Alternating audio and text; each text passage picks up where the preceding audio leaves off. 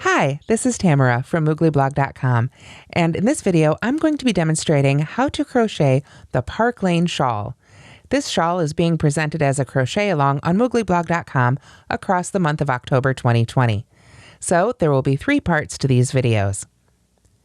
To make this pattern, you will need 2 skeins of Red Heart Hygge Charm in one color and 1 skein of Red Heart Hygge Charm in a contrasting color. In the finished shawl that you can see here, I used 2 balls of the white and 1 ball of the gray. For demonstration purposes, I'm going to be using pink instead of white because it's a little easier to see on screen. You'll also need a USI 5.5mm hook or whatever gets you gauge. You can go to the link in the description for more information and links to other parts of this crochet along. This video is for part 3, the last part of the Park Lane Shawl crochet along. For part 3 of the Park Lane Shawl, we're going to work on rows 106 through 119 and then add this gorgeous textured edging. Most of these are stitches we've done before. We've got our bobble rows, we've got those front post and back post rows, and more repeats of rows 4 and 5. So if you go to the link in the description and follow along with the written pattern, it's just more repeats until we're ready for that edging.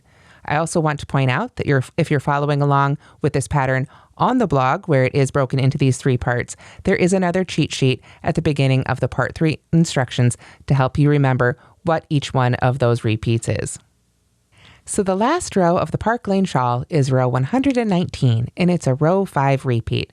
So at the end of that row, it calls for you to change colors, finishing that last stitch with actually color A and break color B to make the first round of the edging in color A. I'm just going to continue here with the gray because it's a lot easier to see on camera. So we'll pretend this is our new color, and I'll yarn over and pull through with it. Then we can turn, and from the right side of our shawl, which means the side with all that texture showing up, is where we're going to begin our edging. Round 1 of the edging begins with a chain 1, and then we single crochet in each stitch across row 119. So just single crochet across all of those stitches, and I'll see you when we get to that first corner. Okay, so as you can see, I've worked a single crochet in each stitch to that first corner. So here at the corner, I'm going to chain 2. There we go. And if you'd like, you can move that handy dandy stitch marker right into that chain 2 if you like, so make it a little easier to find when you come back around to it. Let me get that in there. There we go. And then we're simply going to turn, not flipping our work over, but turn almost like 90 degrees. And then we're going to single crochet evenly right along the sides of the rows here. Now, I find on average, I like to work 2 single crochets in the side of a double crochet row and 1 single crochet into the side of a single crochet row. So you've got some unusual rows here. You've got some overlap, you've got your bobble rows, you've got your ridge rows here, which was a double crochet row, but then got switched together by a single crochet row behind it. So there's not a specific stitch count that you need for this round. Round 1 of the edging or any of the rounds of the edging, it'll work, just work evenly so that it looks good. So work in right into the edges of those stitches. Basically, you don't want to work into the side of the row we just made. You want to jump down to the side of that double crochet, but just work into it. Find a place that looks consistent for you. Find where you think those stitches look good and lay evenly, and just work really evenly right along the side of those rows there until you get all the way down here to our beginning point. When you get to that beginning point, you can try and work a little stitch in there. There should be enough room there in that chain to work another stitch. Then we chain 2 again, and then you can work right back into that little chain space there at the bottom for our slip stitch, and then evenly crochet again right up along the sides of those rows, and get my hook out there until you've worked all the way back up around that side. Then you can finish it off with another chain 2 and a slip stitch in that very first stitch. So round 1 is simply single crocheting evenly all the way around the shawl, working a chain 2 at each corner. Okay, so as you single crochet up along that last edge, you've got your last chain 2 there, and then we just join with a slip stitch to the first stitch of that first round of the edging. Now, round 2 is going to bring back that great ridge thing we did with rows 20 and 21. We're now going to be doing the same thing with rounds 2 and 3 of our edging. So we're going to start by working a front loop only chainless starting double crochet in that first stitch, the one we just joined to, just as we did before, and then working a front loop only double crochet in each stitch around. When we get to the corners, we're going to work a double crochet, chain 2, double crochet in each chain 2 corner. So let's go ahead and just get started on this together. Right there is the stitch that I joined to, so I know that's where I want to work back into, and I will make my chainless starting double crochet. And again, I just want to split that stitch. I want to go under just that front loop, the one closest to me, leaving that back loop unworked. Then I can work that one off. I think I'm going to go ahead and pull in a third stitch marker to secure the top of this one, because I really like having those stitch markers in those chain 2 corners. Those will come in handy a bit later in this pattern. So I'll pop that one in there. There we go. And then we can, as I say, just proceed to front loop double crochet in each stitch until you get to that chain 2 corner. So I'll see you as soon as we get to that first chain 2 corner. Okay, so as we work across that row, you can see there is that unused loop all the way in the back. But we've gotten to that first corner, so in that corner, we're going to go ahead and work a double crochet, chain 2, double crochet. So just go right into that chain 2 space. You don't have to try and go into the individual chains or anything like that. Got double crochet, chain 2, double crochet. And now I am going to move this stitch marker up to this chain 2. And this is where it's really going to come in handy later, is when it's in this chain 2. We're going to kind of want to have that there to help us find it. But after that, we just continue on down the side then with front loop only double crochets. And then when we come to the next corner, we work a double crochet, chain 2, double crochet in the corner. Do the same thing when we get to that last corner, and then slip stitch to that first stitch of round 2. Okay, so here I am on my little sample at the end of round 2. I've got my double crochet and chain 2 and double crochet in that last corner, and I've moved up my stitch marker. So I'm just going to go ahead and slip stitch to that first stitch we made. So now we're ready for round 3. And round 3 is going to be worked from the wrong side of our shawl. Remember, we've been working from the front side with all that texture. So now we're going to turn again and work from the back side of our shawl. So this means we're going to be facing now that corner. That's going to be sort of the next thing coming up there. However, we've got a stitch before that. So if you're getting confused because we're turning in the round, it can be a little extra confusing. I'm going to actually steal this stitch marker over here. I only have a few over here in our little video area, but I want to go ahead and, even though I've joined that stitch since I'm turning to work back the other direction, if we pull out that join here, it'll be easier to see. Let me pull that loop up there so I don't lose it here. There we go. Now this was the actual last stitch of that round, the second double crochet that we worked into that corner. So I'm going to go ahead and put a stitch marker right in the top of that stitch. And that's going to help me make sure that I don't actually accidentally work back into the slip stitch here after I do this chain, which is join rather. After I do this join, I want to make sure that I don't work back into that slip stitch join. So now that I have those stitches marked, I can turn and begin round 3 of our edging, which is worked, of course, from the wrong side of our shawl.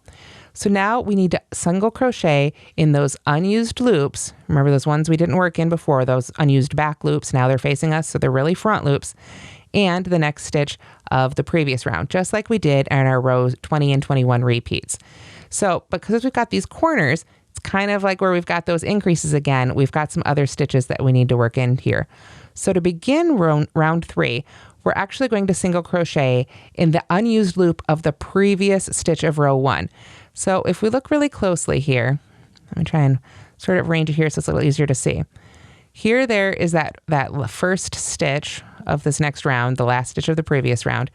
But if we go before it right there, there is the unused loop, or it should be. I sort of need to pull it apart, make sure I didn't actually work into it in the previous row. Right there should be the unused loop. There it is. And that first one can be difficult to find, but there it is right there. So we need to work into that unused loop and this stitch here in the corner. So we're going to borrow this one from the previous stitch and work it with this one. So let me get my yarn back on the hook here.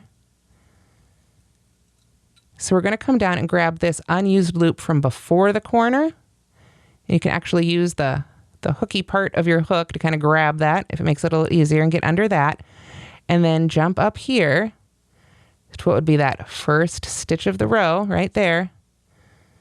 Make sure you're not getting anything tangled up in your yarn there. There we go. And yarn over and pull through there, and that unused loop for that single crochet. Like so. There we go. And now that's the first stitch of this round.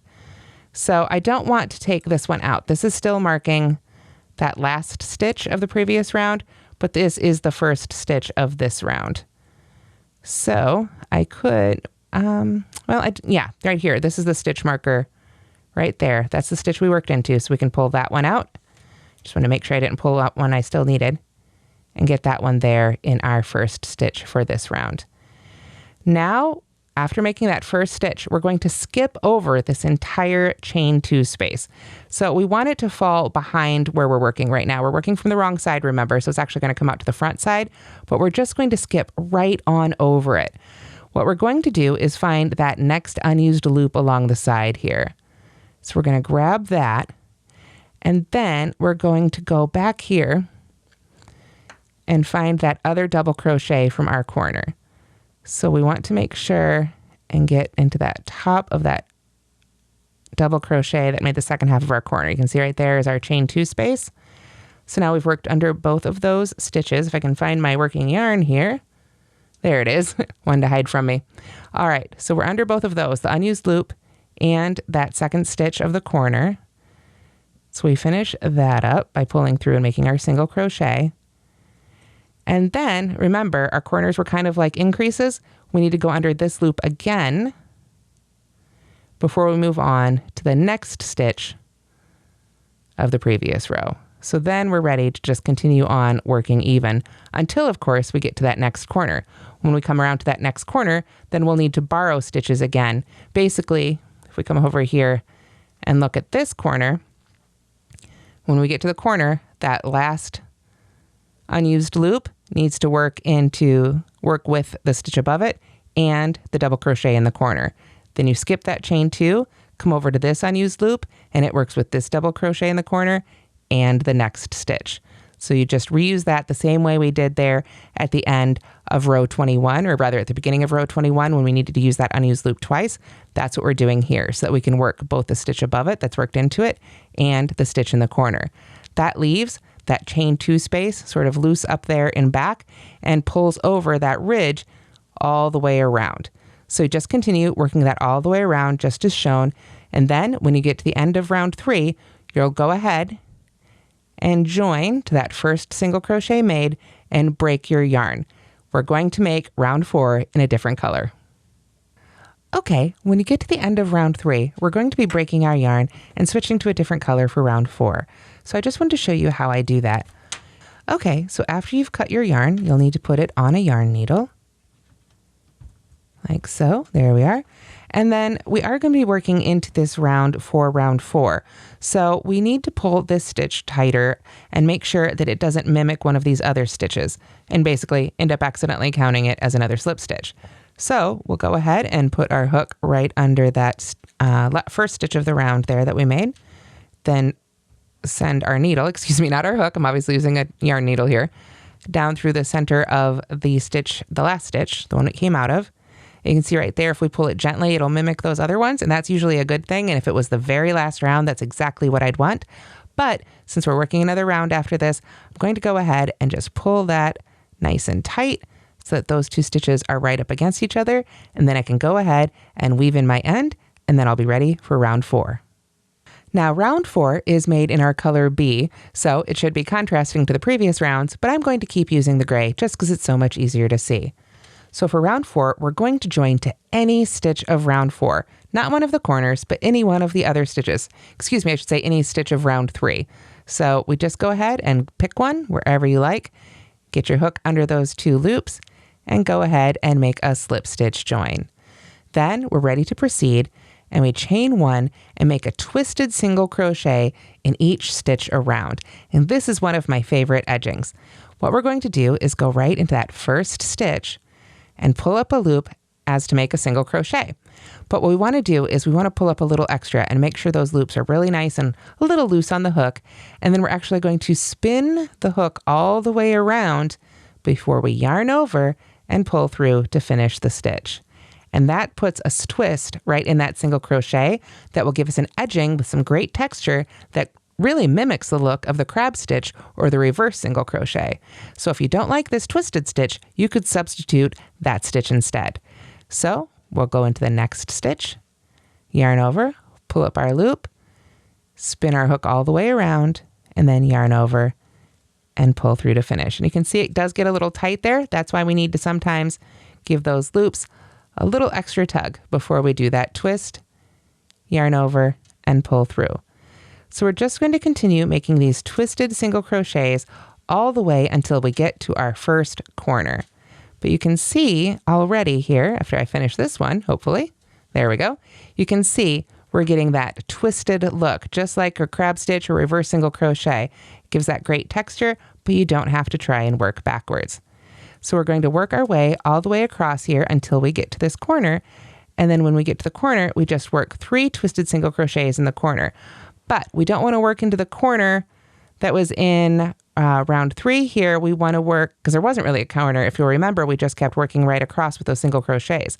We want to work into this corner as well. So let's keep making our twisted single crochets across. I've just got a couple more here so I can show you what happens right as we approach the corner. So like I said, you can use whatever version of this stitch you prefer. Yarn wants to hide for me on that loop a little bit there, but I do personally find the twisted single crochet a little bit easier than the other stitches. And, it's just another fun alternative. And you can really do that twist at the top of any height of a stitch. It could be a double crochet or a treble, quadruple, keep going. Just do that last twist when you've got 2 loops left on the hook, and you'll always get that really great texture. So you can see here, we're approaching the corner. And if I flip it back over, and really, if we take a close look and examine that chain 2 corner there that was left over from round 2, you can see there were kind of 2 stitches on either side of it. It really pops up. The one I just worked into, and then the next one, it really lands right in the middle of those 2. So what I want to do is go ahead and just grab that stitch marker. It helps me find that chain 2 space. Then I'm going to work into right into that chain 2 space for 3 twisted single crochets. So there's the first one, go right in there for a second one, work that off, and then our third one. And then by working 3 in that corner, it'll help us sort of turn that corner there. Let me get that one worked off there. And then we're going to drop back down. We've worked our 3, so I'll get that stitch marker out of the way there. Then we drop back down to the previous round and find that next unused one on the other side of that corner right there. So if you look at your stitches, you can really kind of see where you jump from one side of the shawl to the other and where that corner chain 2 space falls. And just go ahead and work in those when you come to them, and then go back to round 3 for the rest of your twisted single crochets. Okay, so let's take a quick look at a finished corner of the Park Lane shawl. You can see here's that ridge we made with rounds 2 and 3, and then that final twisted single crochet edging we did for round 4. So if we flip it over here with the contrasting colors, it's maybe a little easier to see. We just did those twisted single crochets right up till we got to that corner, and then obviously we're working from the other side, but then we worked into that chain 2 space, and then popped right back down into that one to continue along that side right there. So actually going this direction, but you get the idea. We just work in each of those stitches all the way around, and then we have finished off our Park Lane shawl. And that's how to crochet the Park Lane shawl. We've now completed all 3 parts for this Moogly crochet along for October 2020. The full pattern, if you're seeing this video, is now available at the link in the description. So please go there for parts 1 and 2, as well as their videos and everything you need to make this beautiful shawl. Thanks so much for watching, and have a great day, everybody. And before you go, don't forget to like and subscribe.